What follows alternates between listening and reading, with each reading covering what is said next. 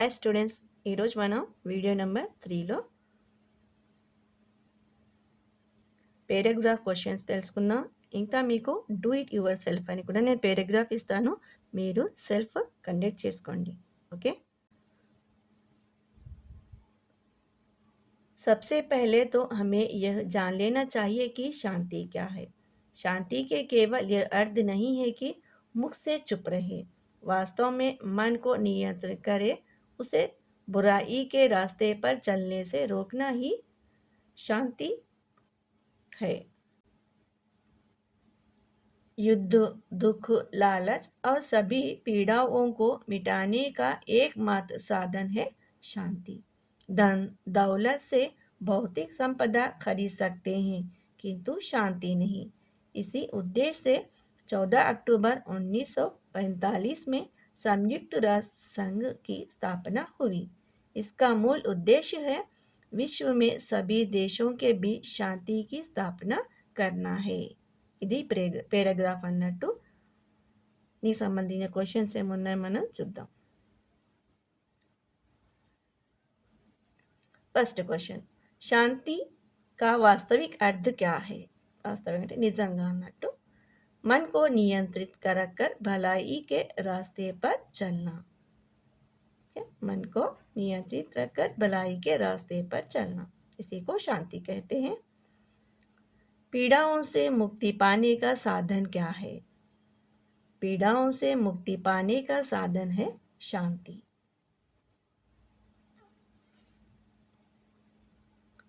भौतिक संपदा का उदाहरण क्या है? भौतिक संपदा का उदाहरण है हवाई जहाज. ఎక్సెట్రా కూడా ఉంటాయి. అంటే భౌతిక సంపద ఫిజికల్లీ, సంపద అంటే ధన్ దౌలత్ గురించి మనకు ఉదాహరణ అనేది అడుగుతున్నాడు. ఇక్కడ మనం వేరే కూడా రాయవచ్చు. నెక్స్ట్ ఫోర్త్ క్వశ్చన్, संयुक्त राष्ट्र संघ की स्थापना किस वर्ष में हुई? అంటే ఐక్యరాజ్య సమితి అన్నట్టు. संयुक्त राष्ट्र संघ की स्थापना 14 अक्टूबर 1945 में हुई. शांति को बनाए रखने में किसका महत्वपूर्ण योगदान रहा? शांति को बनाए रखने में संयुक्त राष्ट्र संघ का महत्वपूर्ण योगदान रहा. ఓకే, ఈ పేరాగ్రాఫ్ ఏ లెసన్లో అంటే శాంతికి రాహమే. నెల్సన్ మండేలా మరియు మదర్ తెరిసా గురించి మనం ఉపవాచకలో చదివాం కదా, ఆ లెసన్ నుంచి ఇది పేరాగ్రాఫ్ ఇవ్వబడింది. లెసన్ ఏమిటి? శాంతికి రాహమే. ఈ లెసన్ గురించి పూర్తిగా ఎక్స్ప్లెనేషన్ తెలుగులో కావాలి అంటే మీరు నా వీడియోలో, నా ఛానల్ అయినా ఎస్ఎన్ హిందీ సబ్జెక్ట్ ఛానల్లో వెళ్ళి మీరు ఈ హిందీ ఎక్స్ప్లెనేషన్ గురించి తెలుసుకోవచ్చు. ఓకే, డీటెయిల్గా మీకు తెలుగులో లైన్ వైజ్గా అంటే లైన్ టు లైన్ మీకు ఎక్స్ప్లెయిన్ చేయబడి ఉంది అందులో తెలుగులో. కాబట్టి ఇదంతా మీకు అర్థం కావాలి అంటే ఒకసారి లెసన్ ఎక్స్ప్లెనేషన్ చూడండి, అప్పుడు మొత్తం పూర్తిగా అర్థమవుతుంది. ఈజీగా ఆన్సర్ కూడా ఇవ్వగలరు. ఓకే, ఇవన్నీ ఇంతకుముందు వీడియోలో కూడా మనం చూసాం కదా, పేరాగ్రాఫ్ క్వశ్చన్స్, దానికి సంబంధించిన ఆన్సర్స్ కూడా. ఇంకేముంది, ఇక్కడ డూ ఇట్ యువర్ సెల్ఫ్ అని ఉంది. ఇక్కడ మీకు కొన్ని పేరాగ్రాఫ్ ఇస్తాను, దాన్ని మీరు ఓన్గా మీరు ప్రాక్టీస్ చేయండి. ఓకే ఓకే, ఇక్కడ చూడండి, డూ ఇట్ యువర్ సెల్ఫ్ అని ఇక్కడ ఇచ్చారు. ఇది పేరాగ్రాఫ్ ఉంది. లెసన్ నేమ్ కూడా చెప్తాను, మీరు ఆ లెసన్ల పేరాగ్రాఫ్ నుంచి మీరు టిక్ చేసుకొని 5 క్వశ్చన్స్ ఇక్కడ ఇస్తాను, అవి మీరు ఓన్గా మీరు ప్రాక్టీస్ చేయండి. చేసి ఇది కరెక్టా కాదని కామెంట్ కూడా నాకు ఇవ్వచ్చు. ఓకే, आखिरकार राजू ने इस स्थिति से निपटने के लिए बड़ी चतुराई से एक योजना बनाई. कक्षा के अध्यापकों द्वारा प्रश्न पूछे जाने पर उसने हाथ उठाना ही बंद कर दिया.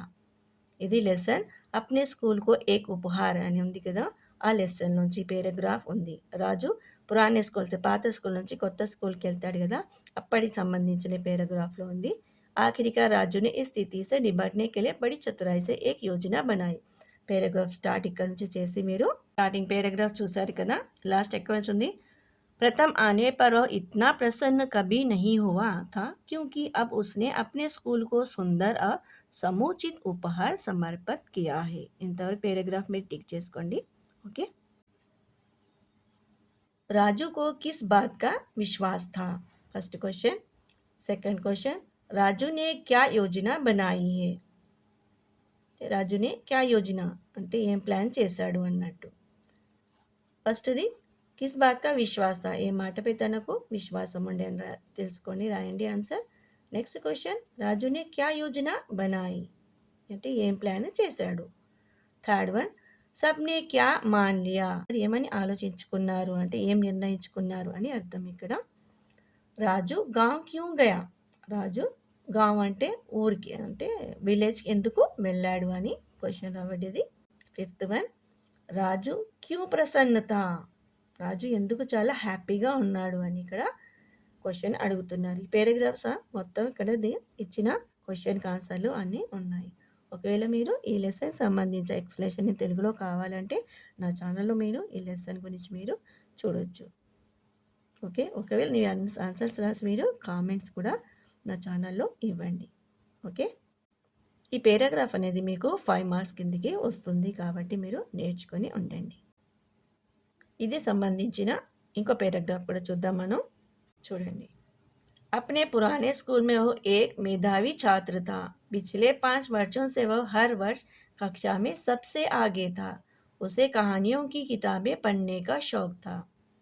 ఓకే, ఇది కూడా అప్నే స్కూల్కు ఏక్ ఉపహార్ లెసన్ నుంచి అండి. ఫస్ట్ స్టార్టింగ్లో ఉన్నట్టు ఇక్కడ నుంచి మీరు పేరాగ్రాఫ్ స్టార్ట్ చేసి, जब उसके मित्र मैच हारने लगते तो राजू के प्रेरणादायक शब्दों से उनमें आशा का संचार होता और वे नई స్ఫూర్తి से खेलने लगते. తన పాత స్కూల్ విషయాలు చెప్పినప్పుడు ఇక్కడ అంటే ఫస్ట్ పేరాగ్రాఫ్లో ఉంది టెక్స్ట్ బుక్లో కూడా.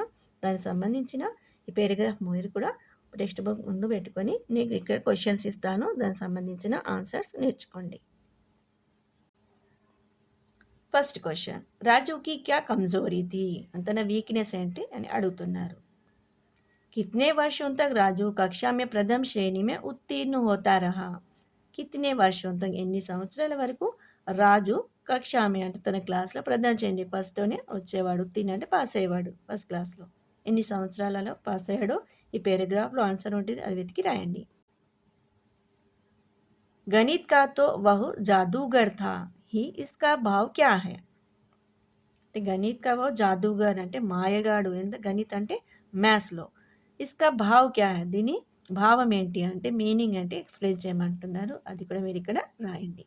స్కూల్ మే జబ్ మ్యాచ్ హోతా తో రాజు క్యా కర్తా అంటే స్కూల్లో మ్యాచ్ జరిగినప్పుడు రాజు ఏం చేస్తుండేవాడు.